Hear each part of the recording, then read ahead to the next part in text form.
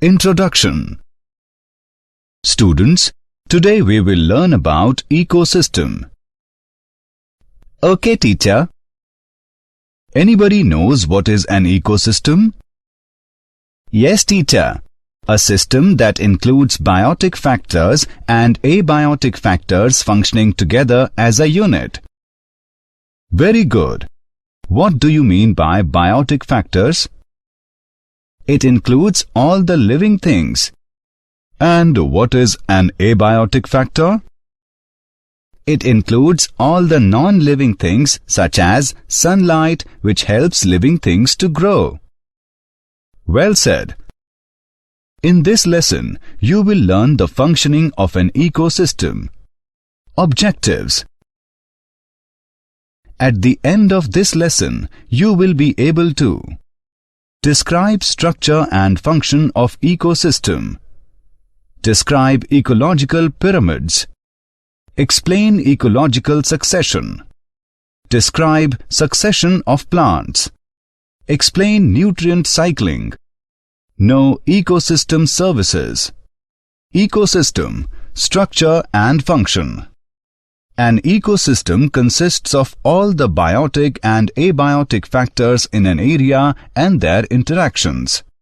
The arrangement of organisms in each ecosystem forms one or more layers or strata, each comprising the population of particular kind of species is called stratification.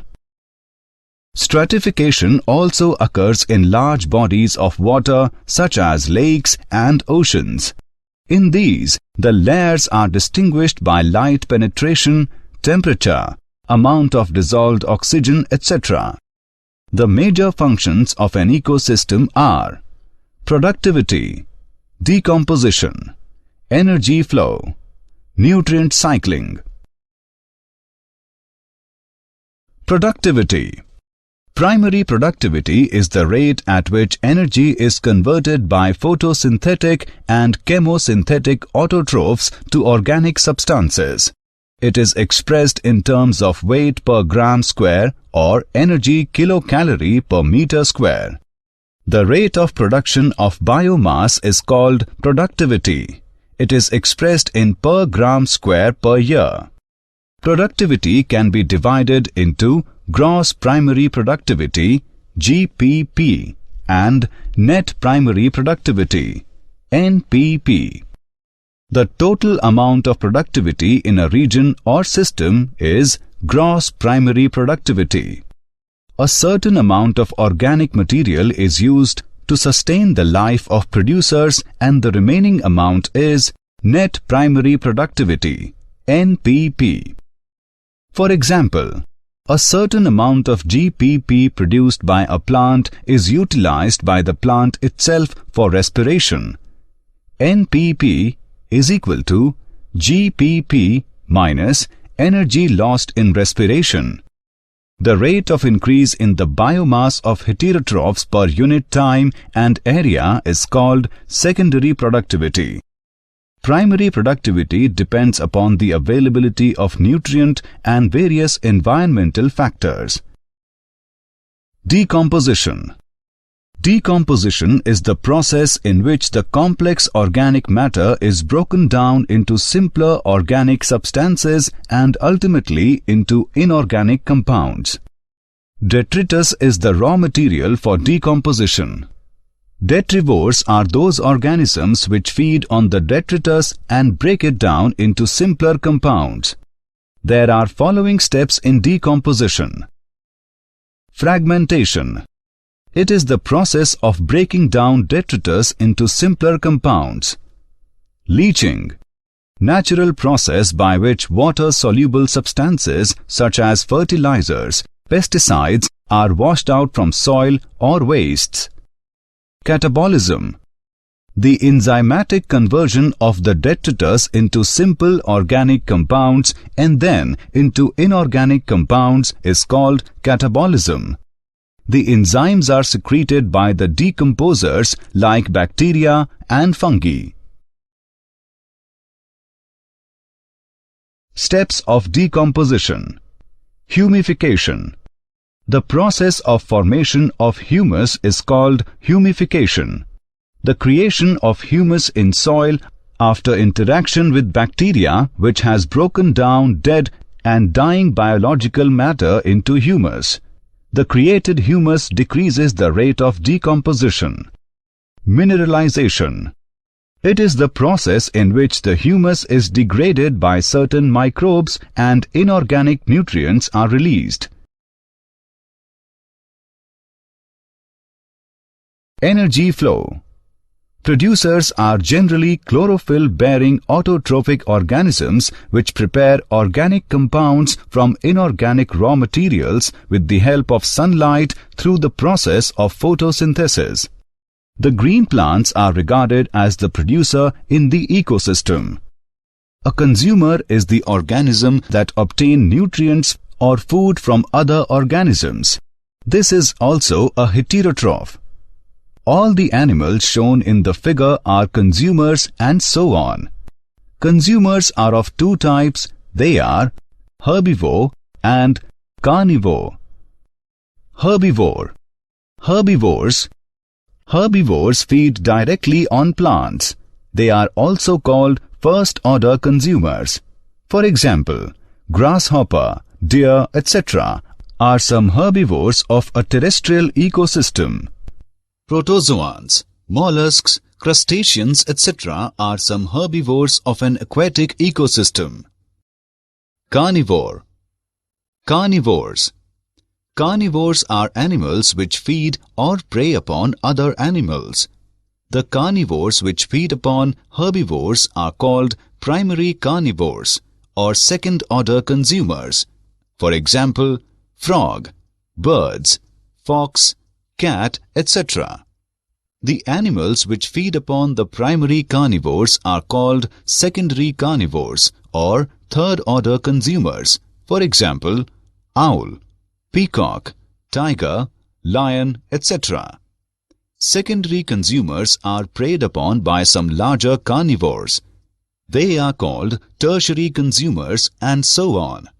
The larger carnivores such as lion, tiger, etc., which cannot be preyed upon further, occupy top position in the food chain and are called top carnivores.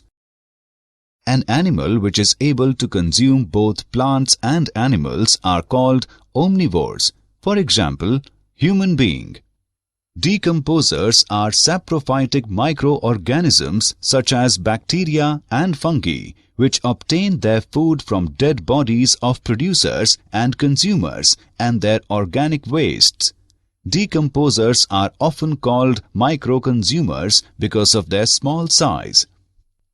The transfer of food energy from the source in plants through a series of organisms with repeated eating and being eaten is referred to as food chain. The grazing food chain always starts from green plants to tertiary consumer level, and green plant is the first organism to absorb solar energy. Whereas the detritus food chain starts from detrivores, in this food chain, bacteria and fungi are the first ones. The interconnection of food chains in an ecological community is called food web. Energy flow. Trophic level. Organisms occupy a place according to their feeding relationships in the food chain, and that place is called as their trophic level. Plants that produce energy from the sun and nutrients are the first trophic level. After that, herbivores that eat plant are at second trophic level. At the third level, first level carnivores are present because they eat herbivores. At the fourth level, second level carnivores are present because they eat first level carnivores. The amount of living material present in different trophic levels at a given time is called standing crop. The amount of energy flow decreases with successive trophic levels. Producers capture only a small fraction of solar energy, and the bulk of unutilized energy is dissipated mostly as heat. Part of energy captured in gross production of producers or gross primary production (GPP) is used for maintenance of their standing crop, respiration, and for providing food to herbivores. The unutilized net primary production, NPP, is ultimately converted to detritus, which serves as energy source to decomposers. The herbivores provide energy to the carnivores and the unutilized energy is passed to the decomposers. Ecological pyramids, pyramid of number. Trophic structure may be shown graphically as ecological pyramids. There are three ecological pyramids. They are pyramid of number, pyramid of biomass, pyramid of energy. Pyramid of number. They show the relationship between producers, herbivores and carnivores at successive trophic levels in terms of their number. There will be a gradual decrease in the number of individuals from the lower to the higher trophic levels. Pyramid of biomass. Pyramid of biomass. It is a graphical representation to show the relative amounts of biomass at each trophic level. In this, organisms are collected from each feeding level, dried and then weighed. This dry weight represents the amount of organic matter of the organisms. In aquatic ecosystem, the pyramid of biomass is inverted shaped as it shows a sharp decrease in biomass at higher trophic level. Pyramid of energy. Pyramid of energy. Energy pyramids are never inverted. These pyramids depict the transfer of energy from one trophic level to the one above and clearly show that the amount of energy available to higher trophic levels is significantly less than that available to lower levels. Assessment. Before proceeding further, let us know how much you have learned. Drag and drop the correct option. Ecological succession. The progressive replacement of one dominant type of species or community by another in an ecosystem until a stable climax community is established is called ecological succession. The entire sequence of ecological communities successively occupying an area from the initial stage to the climax is called SER. Characteristics of succession. It tends to progress from unstable biotic community to stable biotic community, that is, complete adjustment with the environment. Its several stages are so regular and directional that an ecologist can often predict the sequence of future communities. In successive several stages, there is tendency towards increase in species diversity, total biomass, niche specialization and humus content of the soil. It tends to progress from simple food chains to complex food webs. The habitat tends to modify from aquatic or dry conditions to mesic conditions. Succession of plant and animal communities occurs side by side. However, plant succession is easily visible.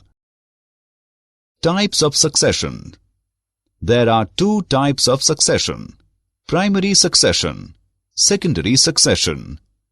Primary succession.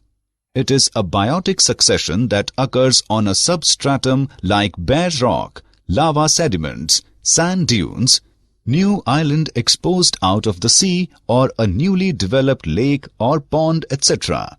Such a substratum is quite hostile to first life or pioneer community. Under such conditions, only a few simple and hardy organisms survive.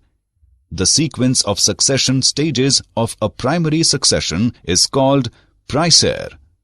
Primary succession following glacial retreat. 1.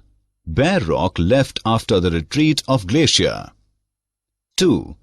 In time, mosses and lichens start to colonize the rock. As they die, organic matter is added to weathered rock particles, making simple soils. 3.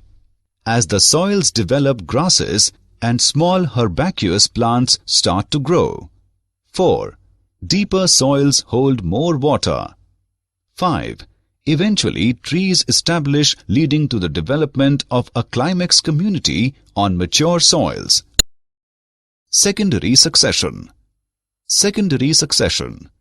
It is a biotic succession that occur in an area which have become bare due to destruction of previously existing biotic community by fire, drought, landslide, earthquake, etc., leaving a few organisms and considerable amount of organic matter. The remaining species, along with some new ones which invade in the area, regenerate a new community. The community undergoes several changes and ultimately gives rise to a climatic climax community. The sequence of succession stages of secondary succession is called subsere.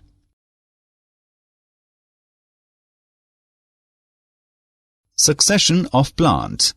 There are 7 stages in succession of plants.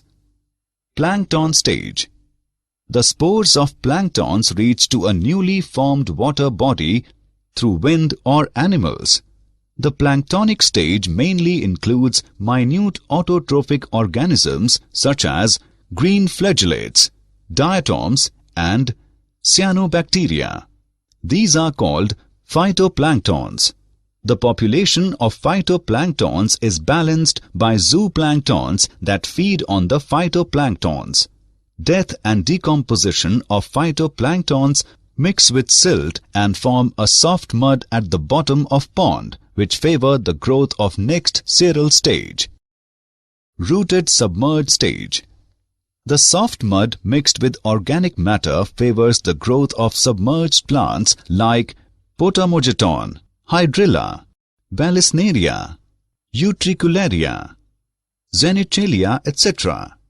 They are rooted in the mud and fill the water. Accumulation of silt and sand around the plants make the water body shallower. Death and decay of submerged plants enrich the newly formed soil with humus. This makes the area less fit for the submerged plants and more suitable for the next seral stage. Floating stage. The area is invaded by the species of floating-leaved anchored plants like Nymphea, Nelumbo, etc. These plants make the water rich in mineral and organic matter. Some free-floating species like Azolla, Blemna, Wolfia, Pistia, Spirodella, Eichhornia, etc. also appear there. Rapid growth of floating stage further builds up the bottom and makes the water shallower on the periphery. Reed swamp stage. The amphibious plants like Typha, Phragmatis, Sagittaria, Scirpus, etc. replace the floating plants in the area. These plants produce abundant amount of organic matter and transpire huge amount of water. These plants build up shore by setting down sedimentary material and humus. The substratum now changes to a marshy soil. Marsh meadow stage. The marshy shore of the water body is invaded by carex, cyperus, juncus, etc. Some grasses like Themeda, Decanthium, and some herbs like Caltha, Campanula, Polygonum, etc. also inhabit the area. The plants add more humus in the area. Woodland stage. At this stage, the area is invaded by some shrubby plants which can tolerate bright sunlight as well as water-logged conditions. For example, Cephalanthus. They cast shade and make the soil dry by rapid transpiration. Some trees capable of tolerating sunlight and water logging such as Populus, Alnus, etc. also invade the area. These plants further lower down the water table by their transpiration and build up more soil. Climax forest. The previous occupants disappear and give place to more shade-tolerant and mesophytic species. Thus, the area once under deep water becomes finally transformed into a forest. It should be remembered that the nature of the climax community will depend upon the climate. A forest community will develop only if the climate is moist. In dry climate, the climax community may be grassland or some other xeric community. Assessment. Before proceeding further, let us know how much you have learned. Match the following.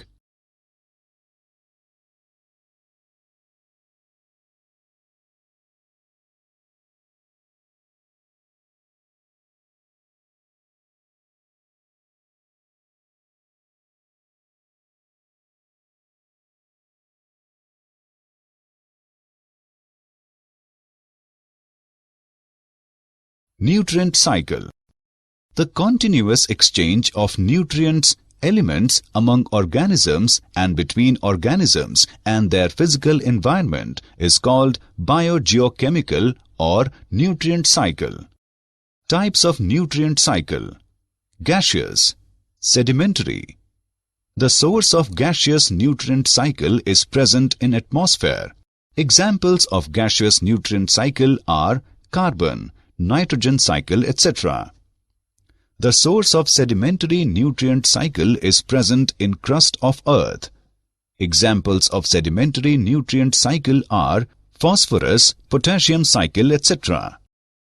Ecosystem, carbon cycle. All living things are made of carbon. Carbon is also a part of the ocean, air, and even rocks. In the atmosphere, carbon is attached to some oxygen in a gas called carbon dioxide. Plants use carbon dioxide and sunlight to make their own food and grow. The carbon becomes part of the plant. Plants that die and are buried may turn into fossil fuels made of carbon, like coal and oil over millions of years. When humans burn fossil fuels, most of the carbon quickly enters the atmosphere as carbon dioxide. Carbon dioxide is a greenhouse gas and traps heat in the atmosphere. Without it and other greenhouse gases, Earth would be a frozen world. But humans have burned so much fuel that there is about 30% more carbon dioxide in the air today than there was about 150 years ago, and Earth is becoming a warmer place. Ecosystem, phosphorus cycle. The phosphorus cycle is a sedimentary cycle. The atmosphere is not a reservoir for phosphorus, nor does microorganisms fix phosphorus as they do nitrogen. Phosphorus enters the biosphere almost entirely from the soil through absorption by plant roots. Weathering of rocks contain phosphate materials, chiefly apatite Ca5PO4-3OH, results in the relatively small pool of inorganic phosphorus available for organismal use. In most soils, the major amount of phosphorus absorbed by plants comes from organic molecules that undergo decomposition, releasing phosphorus in plant-available inorganic forms.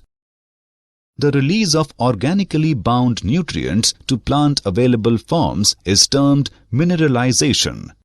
Phosphorus is used by organisms in energy transfers as a component of nucleic acids and as a structural element of membranes.